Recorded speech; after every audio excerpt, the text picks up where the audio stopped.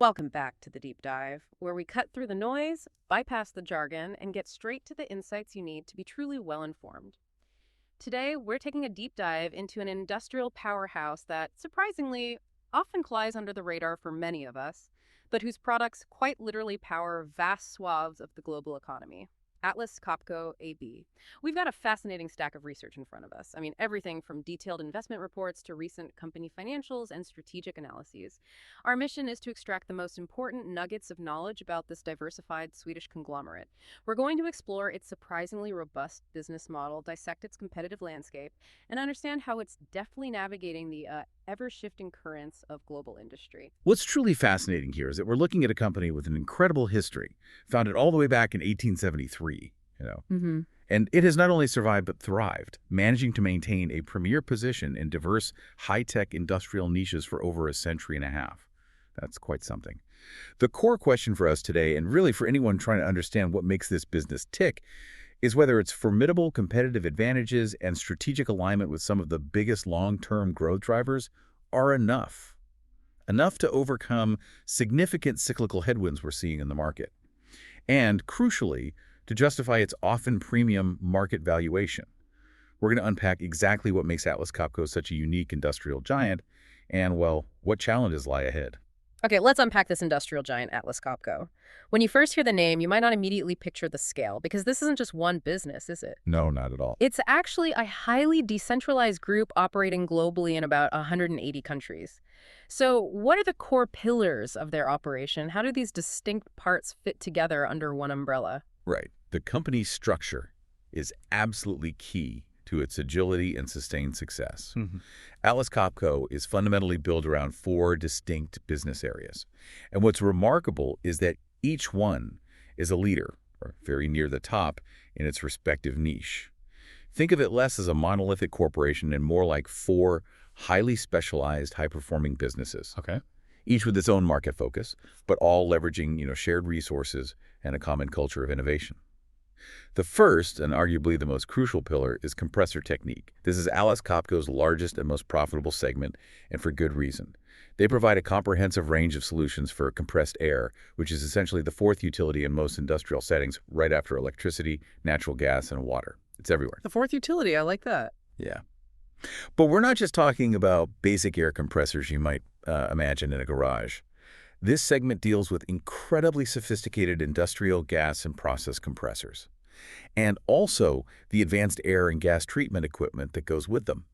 It serves an incredibly broad array of industries, from general manufacturing, think everything from car factories to food processing plants and Right. heavy-duty process industries like mining and even the oil and gas sectors.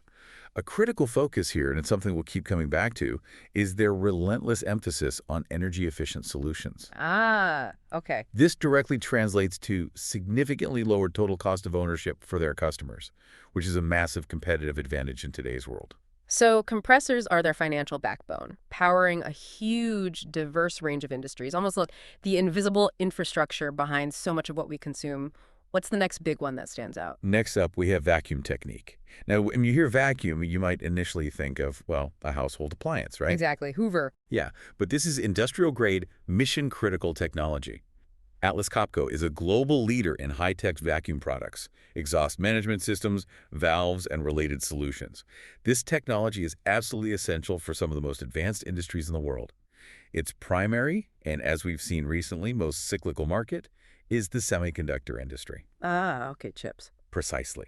Imagine the incredibly clean, precisely controlled environments needed to produce the microchips that power everything from your smartphone to advanced AI vacuum technology is foundational to that. It's like creating a perfectly sterile, airless bubble, essentially. Wow. But it's not just semiconductors.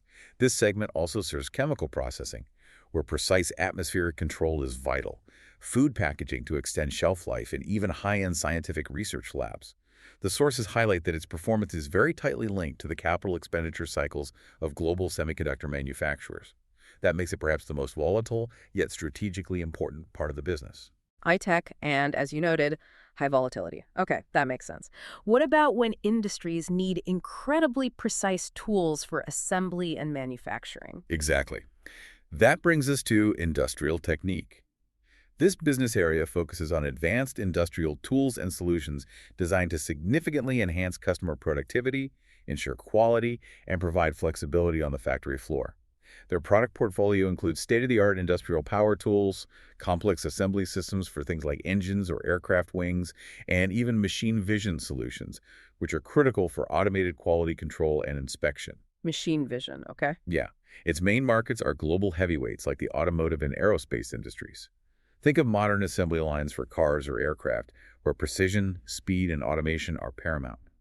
Atlas Copco solutions here are integral to those processes, effectively enabling the kind of advanced industrial automation that defines modern manufacturing. So they're not just selling tools, they're selling productivity and precision. Makes sense. And finally, for the more immediate on-the-ground industrial needs, what do they offer? That would be Power Technique. This segment offers a robust range of portable and industrial equipment designed for mobility and demanding performance in the field.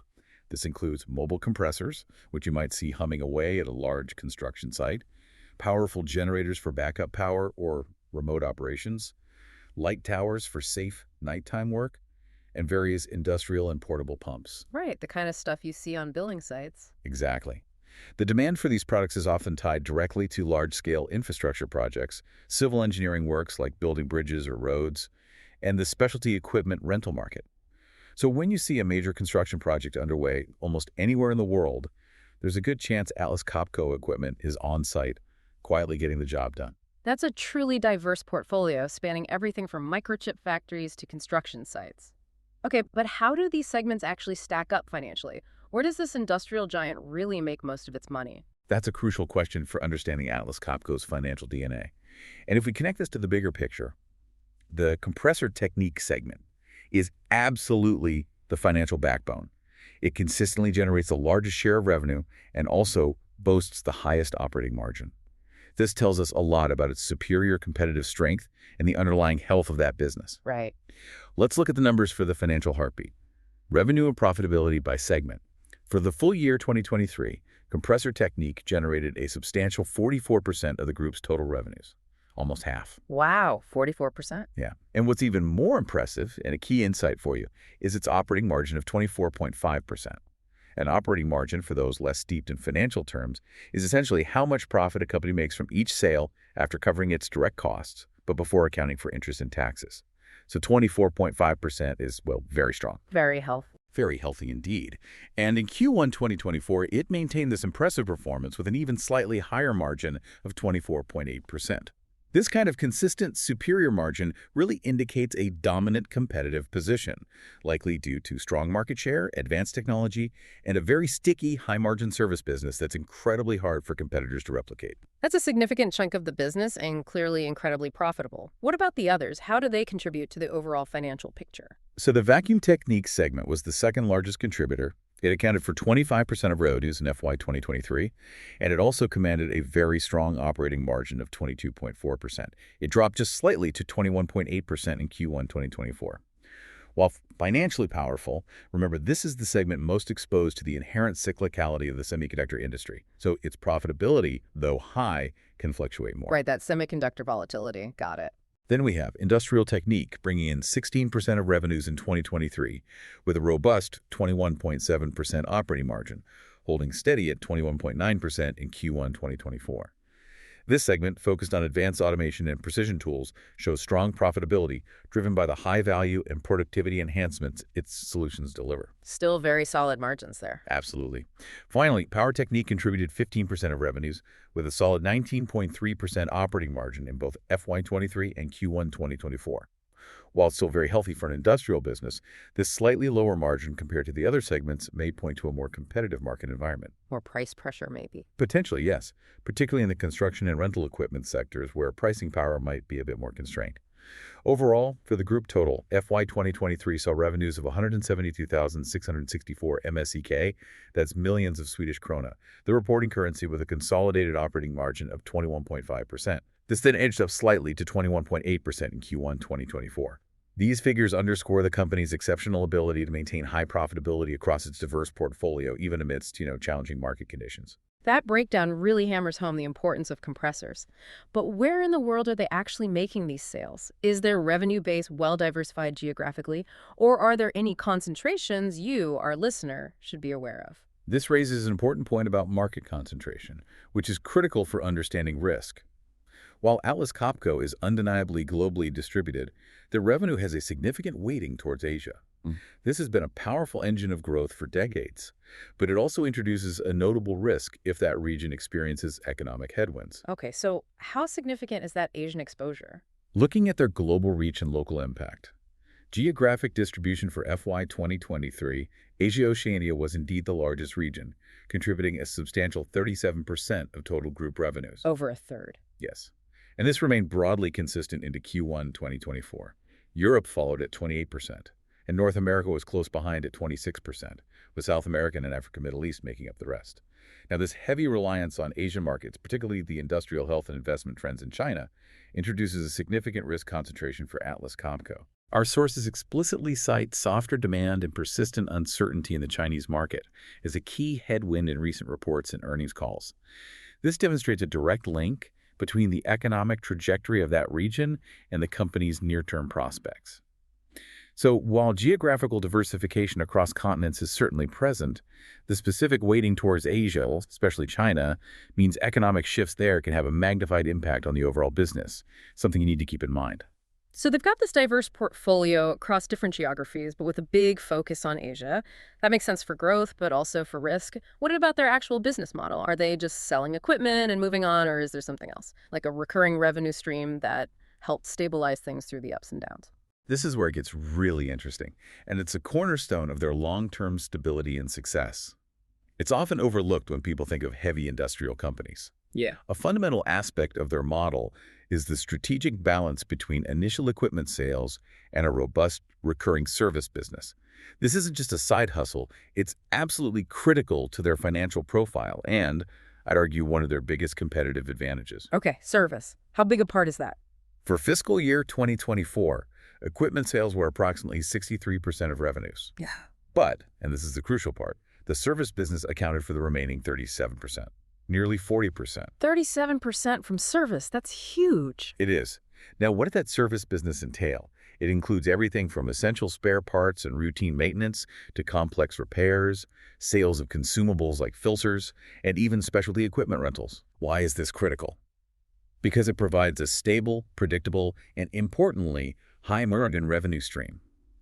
This recurring revenue acts as a powerful buffer, significantly mitigating the inherent cyclicality of the capital equipment market, where demand for new machines can swing dramatically with economic conditions. Here's the insight.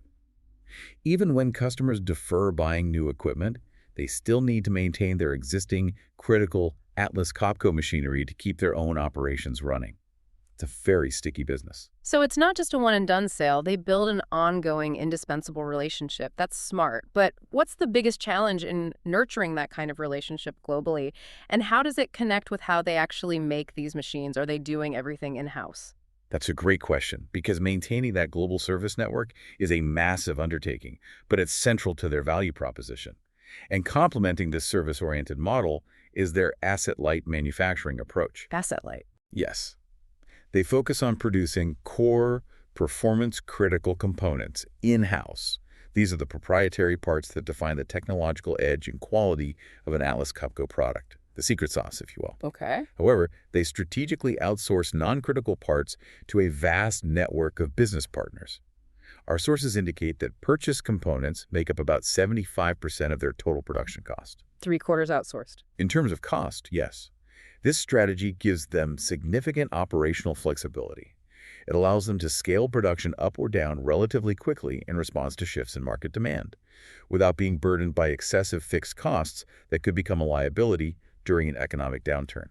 It's a very efficient way to manage production capacity while maintaining tight control over quality and proprietary technology, allowing them to remain agile in a volatile industrial landscape. So Atlas Copco is a diversified industrial giant with this crucial stabilizing service component, but they operate in the broader industrial machinery market. What does that market actually look like in terms of size and growth? And how does its inherent nature impact a company like Atlas Copco? The global industrial machinery market is truly vast. I mean, a multi-hundred-billion-dollar industry. Some estimates for 2023-2024 range anywhere from $656 billion up to a staggering $1.2 trillion, depending on exactly how you define and scope it. Wow, that's a huge range, but either way, massive. Massive. This isn't a niche market. It's absolutely foundational to the global economy, touching nearly every sector. When we talk about its growth, forecasted compound annual growth rates, or EGRs, which is the average annual growth rate over a specified period for the entire sector, generally fall within the 4% and 9% range. Pretty solid growth. What's driving that? It's largely fueled by ongoing industrialization in emerging economies, massive global investments in infrastructure, and the continuous need for technological modernization across mature industries. It's a market driven by, well, the very progress of civilization. To put Atlas Copco's specific market position into context, a key subsegment within this giant industry is compressed air systems. This market alone is valued at about $26.6 billion in 2024 and is projected to grow at a CIGR of around 4.7% through 2033. And here's the key insight for you. Atlas Copco is a major leader in this particular space, meaning they're riding a substantial wave. Okay. However, this industry is inherently cyclical. This is a fundamental characteristic that shapes the performance of all players, including Atlas Copco. Right, the boom and bust. Exactly. Demand for new equipment is closely tied to broader economic indicators. Think global GDP, industrial production indices, and manufacturing purchasing managers indexes, or PMIs. When economic uncertainty looms, companies tend to defer capital expenditures on new machinery, which directly impacts equipment sales for companies like Atlas Copco. Understanding this cyclicality is key to assessing their performance. It's an ebb and flow, not a straight line. Here's where it gets really interesting. Beyond these inherent economic cycles that define industrial machinery, what are the big megatrends that are shaping this market right now? And critically, how is Atlas Copco positioning itself to not just survive, but truly ride those powerful waves into the future? Yes, the megatrends. Atlas Copco's strategy is explicitly and, I think, intelligently aligned to capitalize on several powerful structural shifts. These are not just fleeting trends, they are fundamental long-term changes driving demand across global industries, creating strong tailwinds for the company. Okay, like what? The first, and perhaps most impactful for their bottom line, is energy efficiency. This has dramatically evolved from a secondary consideration to a primary purchasing driver for industrial customers. A huge deal now. Absolutely. Given the significant and rising operational costs associated with industrial energy consumption, coupled with mounting regulatory pressure to reduce carbon emissions globally, customers are increasingly prioritizing equipment that minimizes energy usage. For example, technologies like variable speed drive or VSD compressors, which Atlas Copco has pioneered, can reduce energy consumption by over 30%. Sometimes even more. 30% is massive for industrial energy use. It is. And what's truly fascinating here, and a critical insight, is that this dynamic can even create countercyclical demand. Countercyclical. How? Well, customers might invest in new, more efficient equipment, not because they need additional capacity, but purely for the tangible and often rapid return on investment generated by the energy savings. This creates a source of demand that is less correlated with the broader industrial capacity utilization cycle, providing a potential buffer during economic downturns. It's smart business wrapped in environmental responsibility. That's a powerful incentive for customers saving money and the planet simultaneously. What about the smart factory revolution and how their equipment fits into that? Right. The second megatrend is automation and digitalization, often referred to as Industry 4.0. The global manufacturing sector is undergoing a profound transformation towards smart factories, where machines are connected and data-driven. Everything talking to everything else. Pretty much. This shift fuels demand for intelligent, connected, and automated machinery. The integration of the Industrial Internet of Things, or IoT, which refers to the network of intelligent sensors and devices communicating within an industrial setting, is central to this. It enables equipment to provide real-time data on its performance, which can then be leveraged for remote monitoring, process optimization, and predictive maintenance.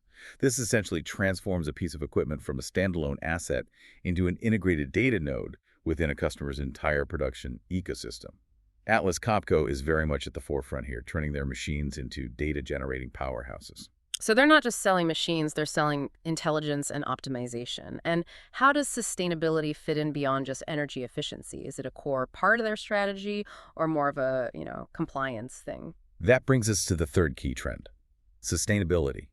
For Atlas Copco, this focus isn't just about corporate responsibility or compliance. It's a core business driver that creates new market opportunities and enhances their brand value. Beyond pure energy efficiency, there's a growing demand for solutions that support broader sustainability goals.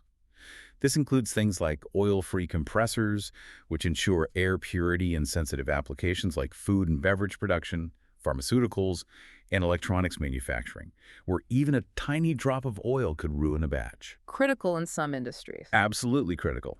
It also extends to equipment that facilitates the circular economy and is manufactured with a reduced environmental footprint itself. This holistic approach means they're not just selling green products, they're thinking about the entire life cycle and impact. So these megatrends are huge tailwinds. But in a competitive global market, what makes Atlas Copco so dominant? What are their moats, those durable competitive advantages that protect their leading position and allow them to command premium prices? That's the million-dollar question, isn't it? And Atlas Copco holds a truly formidable position as a global market leader. Its leadership is protected by significant and durable competitive moats. These are high barriers to entry that make it exceptionally difficult for new competitors to challenge their position. For example, in the critical U.S. air gas compressor manufacturing industry, Atlas Copco commands an estimated 20.0% market share. Some analyses suggest its compressor division is about twice the size of its nearest competitor. That gives you a sense of scale. 20% is a big slice. So what are these moats specifically? First, there's technology and R&D scale. The substantial and continuous investment required to remain at the forefront of compressor, vacuum, and industrial tool technology is a major hurdle. This isn't a business where you can simply copy a design. It requires deep engineering expertise, highly specialized manufacturing capabilities, and constant innovation. Atlas Copco dedicates significant resources to staying ahead. Just hard to keep up technologically. Exactly. Second, and equally powerful, is their brand and reputation. Decades of consistent performance, going all the way back to 1873, have built an unshakable reputation for quality, reliability, and low total cost of ownership. This allows Atlas Copco to command premium pricing because customers are willing to pay more for equipment they know will perform reliably over the long term, demand less maintenance, and cost less to run through its entire lifespan. It's about trust and proven value. Makes sense. Pay more up front for less hassle later. Precisely. Third, and perhaps the most powerful moat, is their global sales and service network. This is truly extensive, spanning approximately 180 countries with direct operations in most. This network doesn't just facilitate new equipment sales, it actively locks in customers through long-term service agreements for maintenance, parts, and repairs.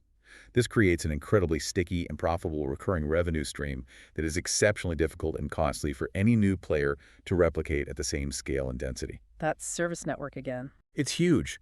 Think about the infrastructure, the thousands of highly trained personnel, and the deep local relationships required. It's an immense, decades-long investment.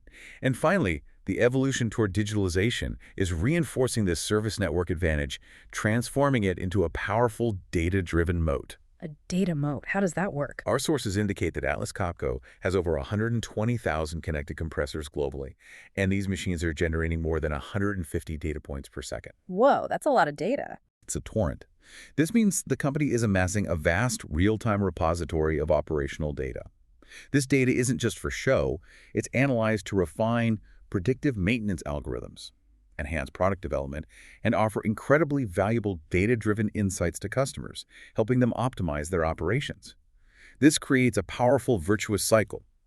More connected machines generate more data, which improves services and products, attracting more customers, and so on. A competitor without this massive historical and real-time data set would be at a significant disadvantage in developing equally sophisticated and effective digital service offerings. It's a moat that literally deepens with every machine sold and every second that passes. That direct service network and data-driven moat sound incredibly powerful, creating significant barriers for new entrants. But no company, not even Atlas Copco's Vacuum Technique segment, operates in a true vacuum. Who are their main rivals across these diverse business areas? Who are they bumping up against? Right. Understanding the competitive landscape is crucial. Atlas Copco competes with a range of global and regional players, but their core advantages often allow them to differentiate effectively and maintain leadership. So who are the big names? In the Compressor Technique and Power Technique segments, the most direct and significant global competitor is Ingersoll Rand. This modern company was formed through a 2020 merger of Gardner-Denver with Ingersoll Rand's industrial segment, creating a really formidable player in compressors, pumps, and blowers. Ingersoll Rand, okay, big competitor. Definitely. Other notable competitors in the compressed air space include the privately held German company Kaiser Kompressoren and Solaire, which is part of the Hitachi Group. When it comes to portable power and generators, Atlas Copco also finds itself competing with industrial giants like Caterpillar and Cummins, companies with vast global footprints themselves. So serious heavy hitters there, many of them household names. What about the high-tech vacuum side, which you noted is so critical for semiconductors? For Vacuum Technique, this high-tech segment competes with specialized vacuum technology providers. Key rivals here include German-based firms like Pfeiffer Vacuum, which is now part of the Bush Group, and Bush Vacuum Solutions itself. It's worth noting, actually, that one of the leading brands in this very segment, Edwards, is owned by Atlas Copco itself. Oh, interesting. They own one of their main competitors, effectively. Well, Edwards is a leading brand they acquired, yes. It demonstrates their strategic presence and leadership through a history of smart acquisitions in that space. And their industrial technique segment, where they're enabling automation and precision manufacturing. Who are they up against there? In Industrial Technique, which covers industrial power tools, assembly systems, and quality assurance, Atlas Copco competes with a diverse set of companies. Major competitors here include Stanley Black & Decker, a huge name in tools, Right, everyone knows them. and Illinois Toolworks, or ITW, which is a highly diversified industrial manufacturer known for its own operational excellence. These companies also have strong brand recognition and extensive product portfolios, so it's definitely a competitive arena. And finally, for the pumps within Power Technique, are they facing different kinds of competitors? Yes, within its industrial and portable pump product lines and Power Technique, Atlas Copco competes with specialized fluid handling companies, such as the Swiss-based Sulzer AG. So what you see is that across all four segments, they face capable and established competitors. It's not like they have the field to themselves. However, their market position remains incredibly strong, which is really a testament to their differentiators. Given this formidable lineup of competitors, what truly sets Atlas Copco apart? What are their unique advantages that help them maintain market leadership in such diverse fields? Is it just one thing or a combination? It's definitely a combination. Their market leadership is sustained by several key strategic differentiators that powerfully reinforce those competitive moats we talked about. These are the elements that allow them to not just compete, but to lead. Okay, what's number one? First is technological leadership. The company consistently invests approximately 4% of its revenue back into research and development. This isn't just R&D for the sake of it. It's focused on innovations that deliver tangible benefits to customers, like enhanced energy efficiency, lower lifecycle costs, and increased productivity. Our sources point to their pioneering work in variable speed drive, or VSD, compressors, which significantly reduce energy consumption. They also have smart connected solutions like the Electronicon controller and the Smart Link monitoring platform, which provide real-time data and optimization capabilities.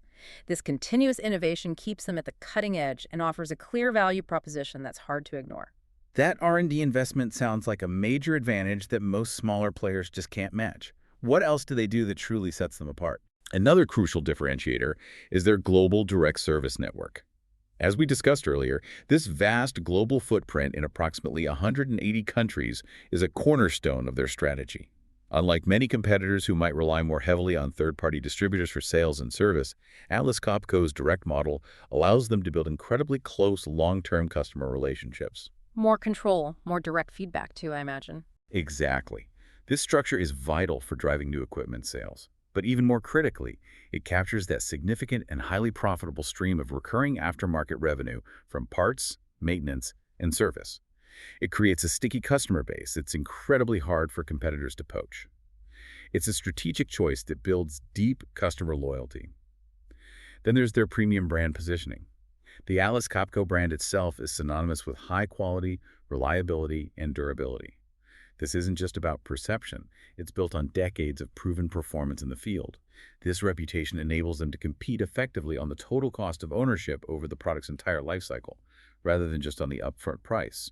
Customers know that an Atlas Copco product will likely last longer, perform better, and be more energy efficient, justifying that initial premium. It's an investment, not just a purchase. And finally, how does their internal structure help them stay ahead of these competitors, that decentralized model you mentioned? Yes, their decentralized and agile operating model is also a key differentiator. The group is structured into around 23 autonomous divisions. This empowers local management teams to respond quickly and effectively to very specific market conditions and customer needs, wherever they are in the world. So decisions are made closer to the customer. Precisely. Imagine a local sales team working directly with a customer who mentions a gap in the market or a new niche technology. Because of this decentralized structure, that local team can actually identify a potential acquisition target, evaluate its fit, and quickly escalate it up. This ensures the acquisitions are always deeply strategic and integrated, not just financial plays dictated from headquarters. This bottom-up approach to innovation and M&A fuels their sustained innovation and operational excellence, allowing them to remain entrepreneurial despite their considerable size. Those differentiators certainly paint a picture of a well-run, strategically positioned company. Now, let's talk about the numbers. How does all this translate into their financial performance? And crucially, how do they compare to their peers when we look at the bottom line? This raises an important question. Can they truly maintain those premium margins and exceptional returns? A comparison of operating margins reveals Atlas Copco's consistently strong profitability. For the full year 2023, Atlas Copco's group operating margin was 21.5%. This compares quite favorably to competitors like Ingersoll Rand, whose Industrial Technologies and Services segment reported an adjusted EBITDA margin, that's earnings before interest, taxes, depreciation, and amortization, a slightly broader measure of operating profit of 28.2% for the same year. Oh, higher for Ingersoll Rand on that metric. On that adjusted EBITDA metric, yes. But EBITDA adds back depreciation and amortization, so it's not a perfect apples-to-apples with Atlas Copco's EBIT margin. Illinois Tool Works, ITW, another strong peer, reported a consolidated operating margin of 25.1%. So while direct comparisons always need a bit of caution due to differences in accounting metrics and variations in business mix, it's clear that Atlas Copco operates in the top tier of industrial profitability. Okay, definitely among the leaders. Absolutely. This premium margin profile is a strong testament to the company's robust competitive moats we just discussed. However, here's a crucial insight. It also presents a potential vulnerability. In a severe or prolonged economic downturn, customers facing capital constraints might prioritize lower upfront costs. This could potentially shift demand to good enough competitors, exerting pressure on Atlas Copco's pricing power and market share, and challenging its ability to maintain that margin advantage. It's a delicate balance between premium quality and market sensitivity. That's a good point about the balance between commanding a premium and potential vulnerability. But let's look at their overall financial health over time. How have they been performing in terms of growth and stability? Have they kept those margins up? Atlas Copco has shown a remarkably consistent and impressive track record of profitable growth over many years. Looking at their revenue and profitability trends over the past 5 years, well, they've been robust. Group revenues expanded from 103.8 billion Swedish krona, MSEK, in 2019 to 172.7 MSEK in 2023. That's a compound annual growth rate, or CAGR, of approximately 13.5%. 13.5% AGR. That's excellent for a company this size, especially through recent years. It really is, especially navigating recent global disruptions. This growth has been a healthy mix of organic expansion, strategic acquisitions, and effective pricing strategies. What's even more striking is the stability of their profitability. Their operating, EBIT margin earnings before interest and taxes, has consistently remained in a tight and elevated range, standing at 21.1% in 2019 and holding strong at 21.5% in 2023. Wow, incredibly stable margins. Incredibly stable. This resilience is particularly impressive given the economic disruptions from the COVID-19 pandemic and subsequent inflationary pressures we've all experienced. It speaks to a very disciplined and well-managed operation. That's a strong, consistent performance. But beyond just profits and revenue, what about how efficiently they use the capital they've invested? You hear a lot about returns on capital. How do they score there? This is where the company truly shines and distinguishes itself. The most telling indicator of Atlas Copco's quality and management's effectiveness is its return on capital. The return on capital employed, or ROCE, which is a powerful way to measure how effectively a company generates profits from the capital it invests, has been consistently strong. It was 30% in 2019 and maintained that impressive 30% in 2023. 30% ROCE, that's very high. Extremely high for an industrial company. Similarly, their return on invested capital, or ROIC, another key profitability metric, has been exceptional, peaking at 24.7% in 2023. To put this in perspective for you, our sources indicate their weighted average cost of capital, or WACC, which is essentially the average rate the company pays to finance its assets, considering both debt and equity, is around 8.0%. So earning 25–30% on capital that costs them 8%? Exactly. The ability to consistently generate returns on capital that are far in excess of their cost of capital is the fundamental driver of long-term economic value creation. It's a clear testament to a superior business model and highly disciplined capital management. They truly know how to put their money to work effectively. Those are truly impressive financial metrics indicating fantastic capital efficiency. How does management decide where to put all that capital? What's their strategy for investing back into the business to fuel future growth versus returning value directly to shareholders? Management has demonstrated a very clear and disciplined capital allocation framework, carefully balancing reinvestment for growth with attractive returns for shareholders. This is crucial for long-term value creation.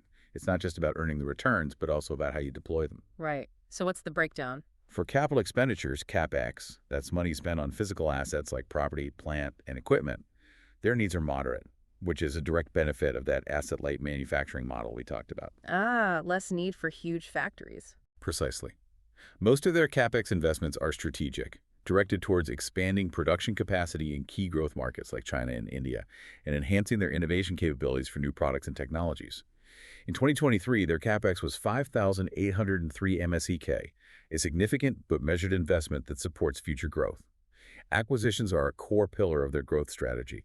They have a remarkable and consistent track record of what they call bolt-on acquisitions. Bolt-ons, meaning smaller, targeted ones. Exactly. The sources note 185 acquisitions in the 2 decades leading up to 2021 and 17 completed in 2023 alone. These aren't huge, transformative mergers. They're typically smaller, strategic purchases designed to enhance technological capabilities, gain access to new market niches, or expand their service reach. While these are usually smaller, the significant outlay of 12,123 MSEK in 2022 demonstrates management's willingness to execute larger, value-accretive transactions when the right strategic opportunity arises. They're not afraid to spend when it makes sense. So disciplined growth through M&A is key. What about direct returns to you, the shareholders? How do they approach that? Dividends, buybacks? In terms of shareholder returns, dividends are a clear priority. Atlas Copco follows a shareholder-friendly dividend policy, aiming to distribute approximately 50% of its earnings. 50% payout ratio target. Yes. The proposed dividend for 2023 of SEK 2.80 per share represents a payout ratio of 48.6%, clearly aligning with their stated ambition and continuing a trend of growing distributions over time. As for share repurchases, these are primarily used to offset dilution from the company's long-term employee incentive programs, rather than as a primary tool for large-scale capital return. This reinforces their focus on reinvesting for sustainable growth, first and foremost. Okay, so dividends are the main return mechanism. And how does their balance sheet look after all this? Are they loaded with debt? No, not at all. Their cash flow generation and balance sheet strength are incredibly robust. They are strong cash generators, with operating cash flow of 23,192 MSEK in 2023. While large acquisitions can sometimes depress reported free cash flow in a single year, the multi-year trend clearly shows the underlying strength of their cash-generating power. Critically, they maintain a very strong and flexible balance sheet. As of Q3 2023, their net indebtedness was conservative, resulting in a net debt-to-EBITDA ratio of just 0.6. 0.6, that's very low leverage. Very low. This low level of leverage provides substantial capacity to fund future growth initiatives, execute further acquisitions, and withstand economic downturns without financial distress. It's a foundation built for resilience and future opportunity. It sounds like a financially robust company with a disciplined approach to capital, consistently generating high returns. So what's next? What are the key strategies and initiatives they're pursuing to fuel future growth and stay ahead in this dynamic industrial landscape? Where do they go from here? Atlas Copco's long-term growth strategy is indeed multifaceted. It's about carefully blending organic innovation with that disciplined acquisition program we just discussed, all explicitly aligned with those powerful industry megatrends that are reshaping global manufacturing. They're not just reacting, they're trying to shape the future. Okay, let's break that down. What are the organic levers? How are they growing from within? Let's first look at their organic levers. A cornerstone of this strategy is continuous innovation and new product development. Their consistent R&D investment, amounting to approximately 4% of revenue, isn't just about incremental improvements. It's focused on developing solutions that directly enhance customer productivity, improve energy efficiency, and lower the total cost of ownership. For example, they've recently introduced a new generation of highly efficient oil-free screw compressors and new products under their Chicago Pneumatic brand, directly addressing critical customer needs and tightening regulatory pressures. They keep pushing the technology forward. So innovation is driving new sales. But what about their vast existing customer base, that huge installed base you mentioned? How are they extracting more value from that? That leads perfectly to the second organic lever, service business expansion. This is a top strategic priority. By increasing the service penetration of their vast installed base of equipment globally, getting more service contracts on existing machines, Atlas Copco not only generates that stable, high-margin revenue stream, but also deepens those crucial customer relationships. Makes sense. Lock them in further. Exactly. It creates a virtuous cycle of loyalty and repeat business. You're not just buying a machine, you're buying a long-term service partner, ensuring optimal performance for years. And thirdly, geographic penetration. They continue to identify significant growth opportunities in emerging markets. As these regions undergo industrialization and massive infrastructure development, there's a sustained long-term demand for Atlas Copco's products and services. They're actively expanding their footprint and local capabilities in these areas, tapping into new sources of demand. And their digital strategy, how is that contributing to growth? And more importantly, customer value, this smart factory stuff. Their digital edge. Transformation and connectivity is truly at the forefront of the industry. Atlas Copco is a leader in the smart factory trend, with, as we said, over 120,000 connected compressors already in the field. These IoT-enabled machines, meaning they're equipped with sensors and connectivity, provide a continuous, real-time stream of operational data, which is analyzed through proprietary platforms like SmartLink. So they're crunching all that data. For what purpose? Well, this data allows both Atlas Copco and its customers to monitor equipment health proactively, optimize performance, and implement predictive maintenance strategies. The goal here is to maximize uptime and efficiency for the customer. It essentially transforms Atlas Copco from a simple equipment provider into a long-term productivity partner, leveraging data for continuous value. It's about being an integral part of the customer's smart ecosystem. That makes a lot of sense, especially with the global focus on efficiency. How does sustainability play into their growth plan beyond just being a responsible company? Is it truly a profit driver for them? Absolutely. For Atlas Copco, their focus on sustainability is a profit driver, not just a corporate responsibility tagline. The global push for decarbonization and energy efficiency creates a powerful tailwind for Atlas Copco's most advanced products. Because customers need more efficient machines now. Precisely. As energy costs rise and environmental regulations tighten worldwide, the business case for customers to invest in highly efficient equipment becomes overwhelmingly compelling. This directly supports demand for their premium energy-saving solutions. Furthermore, the broader transition to a low-carbon economy, think the production of electric vehicles, batteries, and solar panels, creates entirely new and rapidly growing end markets for their specialized compressor and vacuum solutions. They're enabling the green transition. So they benefit directly from that shift. They do. And this dynamic actually creates a self-reinforcing growth cycle for Atlas Copco. External pressure for sustainability drives demand for their innovative, energy-efficient products. The sale of these products expands their vast installed base, which in turn fuels their high-margin service business. The strong cash flow generated from these services is then intelligently reinvested back into R&D to develop the next generation of sustainable technologies, further strengthening the company's technological leadership and market position. It's a very clever and robust strategy where doing good aligns perfectly with doing well. And those bolt-on acquisitions we mentioned earlier, how do they fit into this comprehensive future growth picture? Are they just opportunistic or part of a deeper strategy? The M&A playbook. Disciplined acquisition strategy remains an integral and continuous part of Atlas Copco's growth model, and it's definitely part of a deeper strategy. It's not random. They have a long and successful history here, with a reported 185 acquisitions completed in the 2 decades leading up to 2021, and a further 17 in 2023 alone. Wow, almost 10 a year on average. Yeah, it's constant activity. Their strategy is highly disciplined, focusing on smaller, bolt-on acquisitions of companies that are either within or very close to their existing core businesses. This allows them to acquire new technologies, gain access to new market niches, or strategically expand their service capabilities without taking on excessive risk.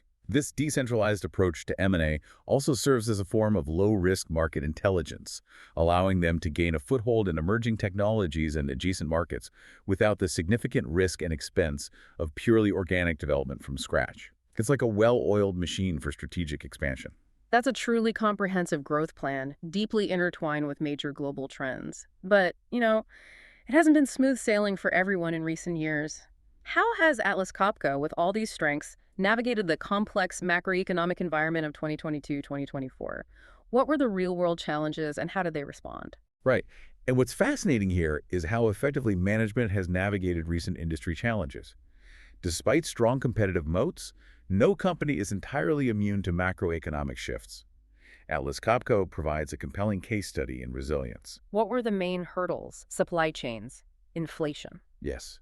First, they faced significant supply chain and inflationary pressures post-pandemic. The industrial sector as a whole experienced widespread disruptions and soaring input costs. Everyone felt that. However, Atlas Copco acknowledged these challenges, but reported successfully normalizing lead times over the course of 2023. Their ability to maintain and even expand their operating margins during this period is a testament to their operational resilience and, critically, their strong pricing power. They could pass on the costs. They could, and they did, effectively, without losing significant market share. That's a huge competitive advantage, showing the value customers place on their products. So they managed those external shocks well, which is impressive. But what about specific market weaknesses that hit them hard? You mentioned China and semiconductors earlier. Exactly. This brings us to two of the most significant headwinds they faced: China market dynamics and the semiconductor downturn. In China, weaker demand and persistent economic uncertainty negatively impacted performance, particularly in segments highly exposed to the region's industrial investment, such as vacuum equipment for the rapidly growing battery, solar, and EV sectors.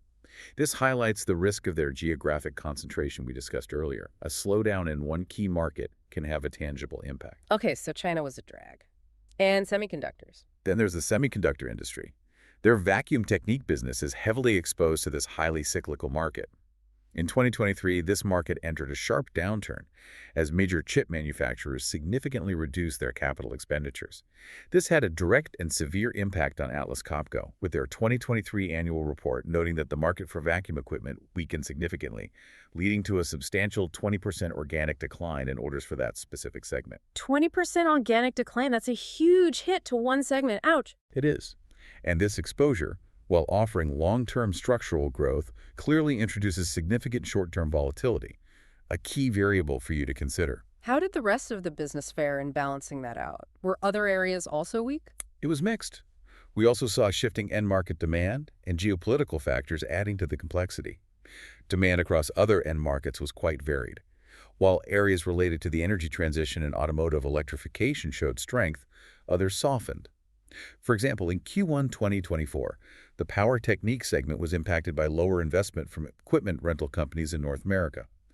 Geopolitically, the company noted an increasingly polarized global environment, and tangibly, currency fluctuations, particularly a strong Swedish krona (SEK), created significant headwinds. The currency effect again? Yes, negatively impacting both reported revenues and profits when converting global earnings back to SK. Critically, however, and here's where the value of diversification truly shines, the severe downturn in the vacuum technique segment in 2023 was largely offset by continued strength in other areas. For instance, there was robust demand for large industrial compressors, often driven by energy transition projects, and their service business showed consistent 16% growth throughout the period. 16% growth in service, even then. Even then. This truly underscores the benefit of Atlas Copco's diversified business model across different end markets, technologies, and revenue types, equipment versus service. This diversification is a critical risk-mitigating feature that helped them weather what could have been a much more significant storm for a less diversified, more specialized company. It's a real testament to their strategic planning. The diversification certainly proved its worth in a challenging period, shielding the company from a bigger hit. Now let's look at the people steering the ship. How does Atlas Copco's leadership and corporate governance contribute to its consistent performance and ability to navigate these complex waters? Is it just the structure, or is management key? That raises an important question about the sustainability of their operational excellence. And I'd say the quality and stability of their leadership are absolutely key pillars supporting the company's long-term strategic execution and consistent financial performance. It's not just about the machines, it's very much about the management. Okay, tell us about the team. Looking at their leadership team and track record, Atlas Copco's group management is composed of seasoned executives with deep industry and company-specific experience. A prime example is Wagner Rego, who assumed the role of president and CEO in May 2024, succeeding Mats Romstrom. Mr. Rego is a long-tenured employee, having previously served as the president of the Compressor Technique business area, which, as we discussed, is the company's largest and most important segment. So, promoting from within, from their core business. Exactly. This transition is emblematic of Atlas Copco's strong promote-from-within culture. An examination of their executive team's biographies reveals that nearly all senior leaders have spent the majority of their careers at Atlas Copco, rising through various roles. This practice ensures a deep institutional understanding of their unique decentralized operating model, core technologies, and customer-centric culture. This internal talent pipeline is a significant, albeit intangible, strategic asset that fosters leadership continuity and reduces the execution risk often associated with external senior hires. They really know the business inside out. So, stability and deep knowledge from within are clearly key to their operational consistency. What about their overall approach to governance and how they interact with shareholders? How is that structured? Their corporate governance and shareholder policies are well-defined and designed to support their decentralized business model while ensuring long-term, sustainable growth. They have a robust framework, with a board of directors overseeing the organization and dedicated committees for audit, remuneration, and nomination. Standard stuff, but well executed. Their policies reflect a strong alignment with shareholder interests. Management has consistently demonstrated a highly disciplined approach to capital allocation, which is evident in the company's consistently high returns on capital we discussed earlier. And the dividend policy. Right. Furthermore, Atlas Copco maintains a clear and shareholder-friendly dividend policy, with that stated ambition to distribute approximately 50% of its earnings to shareholders, a target they have consistently met or exceeded. Finally, their operational execution and transparency are, frankly, exemplary. The management team has an established track record of maintaining high and stable profitability through various economic cycles, and even in the face of significant headwinds like inflation and supply chain disruptions.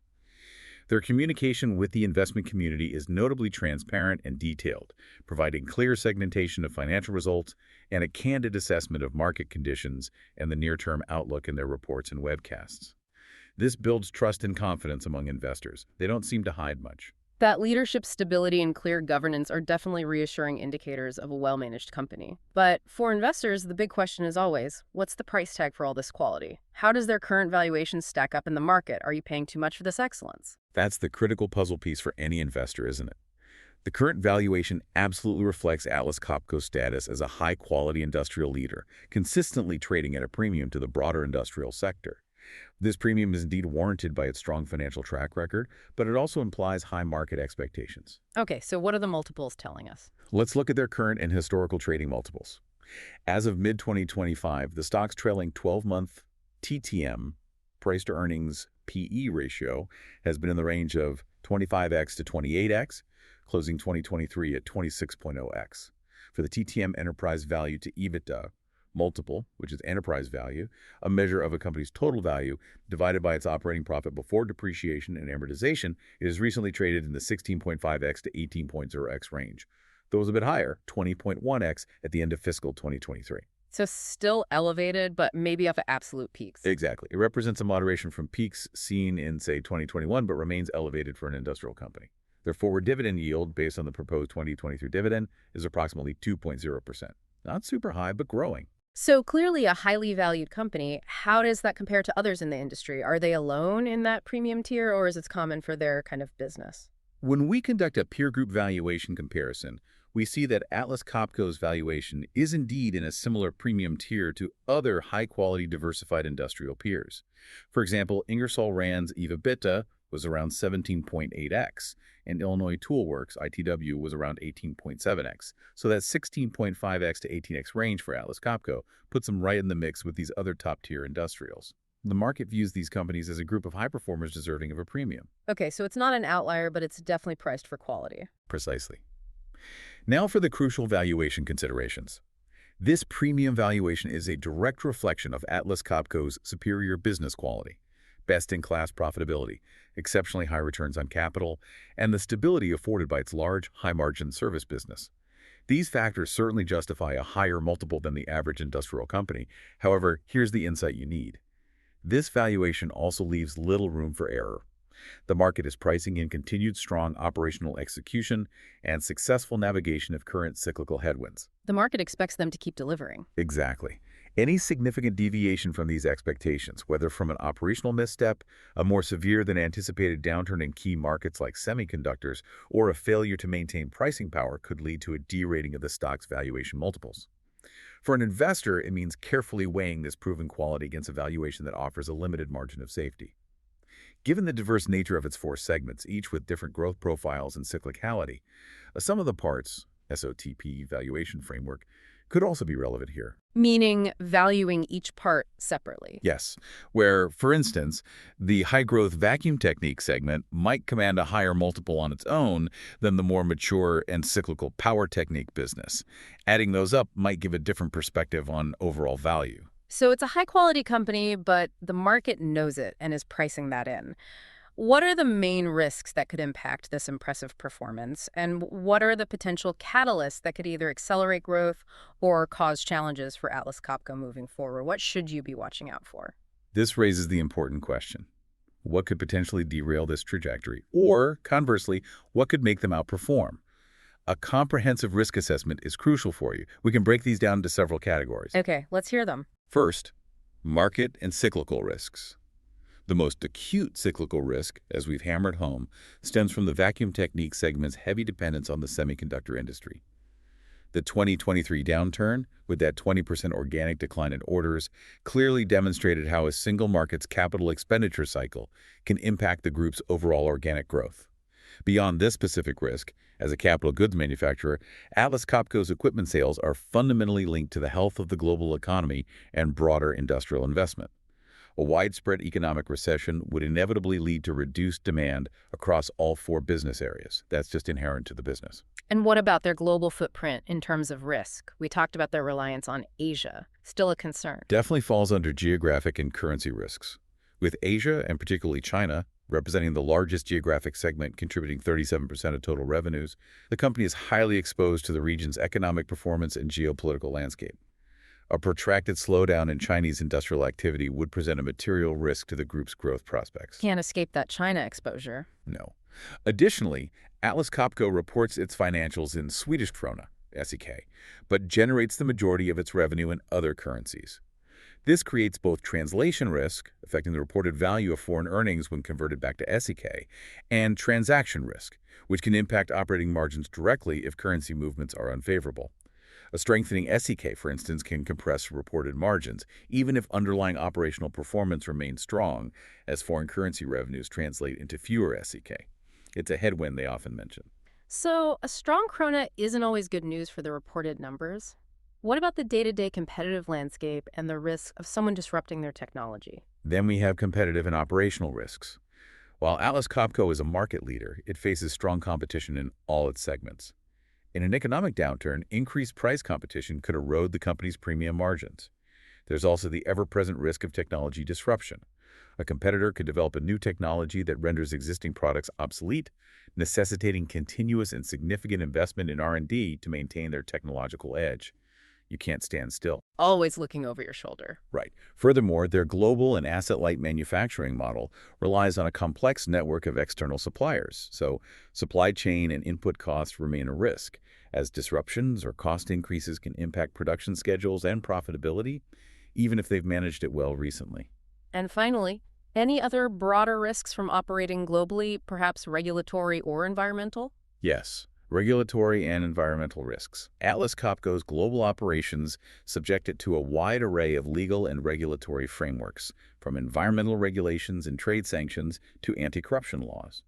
While increasing environmental standards actually represent a significant business opportunity for their energy-efficient products, non-compliance with any of these regulations could result in substantial fines and reputational damage, big multinational complexity. Okay, quite a list of risks, but what about the upside? What could really make them outperform? Now, let's look at the other side of the coin for you. What are the key catalysts for performance that could drive them higher? For outperformance, we could see a faster than expected and sharp cyclical recovery in the semiconductor market. That would significantly boost their vacuum technique segment and likely surprise the market. Another catalyst could be the launch of a truly disruptive new product technology that significantly accelerates the energy efficiency replacement cycle across industries, something that forces customers to upgrade faster. A must-have innovation. Exactly. Or a large, strategically compelling and value-accretive acquisition could expand their market reach or technology base in a way that unlocks significant new value, though they tend toward smaller bolt-ons. And the downside catalysts. What could really knock them off a course? Conversely, potential catalysts for underperformance include a deep and prolonged global recession that severely impacts industrial capital spending across all segments, truly hitting their equipment sales harder than currently expected. A sharp and sustained appreciation of the Swedish krona, as we mentioned, would create significant margin and earnings headwinds beyond what's already factored in. Evidence of market share loss to a key competitor, perhaps due to pricing or a new rival technology, or a major operational failure, or a poorly executed large acquisition that damages the company's stellar track record of disciplined capital allocation, would also be significant negative catalysts. It's really about weighing these possibilities against their proven strengths and current valuation. Outro. So what does all this mean for you? We've really taken a deep dive into Atlas Copco today. We've looked at its specialized business segments, its truly global footprint, its impressive financial prowess, and that strategic alignment with major industry trends like energy efficiency and digitalization. While it's pretty clear why this company commands a premium valuation in the market. Indeed. While Atlas Copco operates with powerful competitive moats that service network, the brand, the tech, and has a management team with a proven track record of navigating complex environments, its premium valuation requires continuous operational excellence. There's not much room for error. You've seen how its diversified model helped it weather recent storms, like the semiconductor dip, but its significant exposure to that very cycle, and of course the Chinese market, remain critical variables you want to watch closely going forward.